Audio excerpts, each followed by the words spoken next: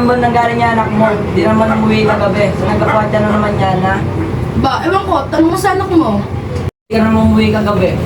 Pasensya na po pa, nag-aanap buhay po kasi ko. Para makakain po tayo ng masarap pa. Naghahanap po ito pala. Hindi. Kakainin natin yun pa. Ayun, ayun lang ang problema. Wala tayong kakainin. Magdasal po muna tayo. Bago tayo kumain. Anong magdasal? Nak, wala nga tayong makain eh. Eh kung masukan kaya kita dan.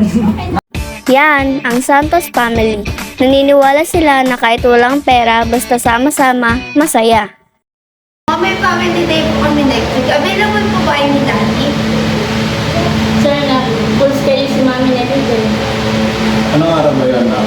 That's okay, ma'am. It's Sunday, Daddy. Sasamahin po ba ko, please? Nak, I'm really sorry. Nililing pala kami sa product. Don't worry, baby. Kapag si Mami at si Daddy sa'yo, I will give you cash money. Okay, ma'am. Yan naman ang Reyes family. Mayaman sila ngunit hindi sila masaya. Ang kanilang anak na si Ara ay naniniwala na hindi lahat ng kasayahan ay kayang tumbasan ng yaman.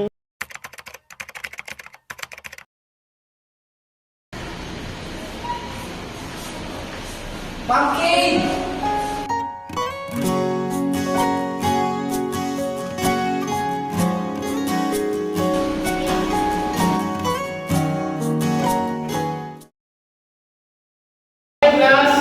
May bago kayong activity.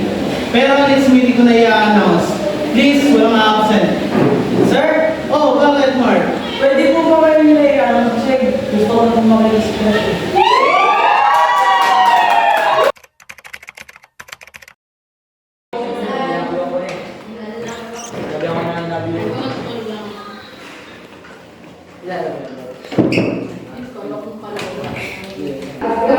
Why? Wow, ito siya. Parang wala something sa inyo Santos ah. Ha? What do you mean? He's just joking lang naman sa akin. Ha? Sige, sabi mo. Tara, let's go.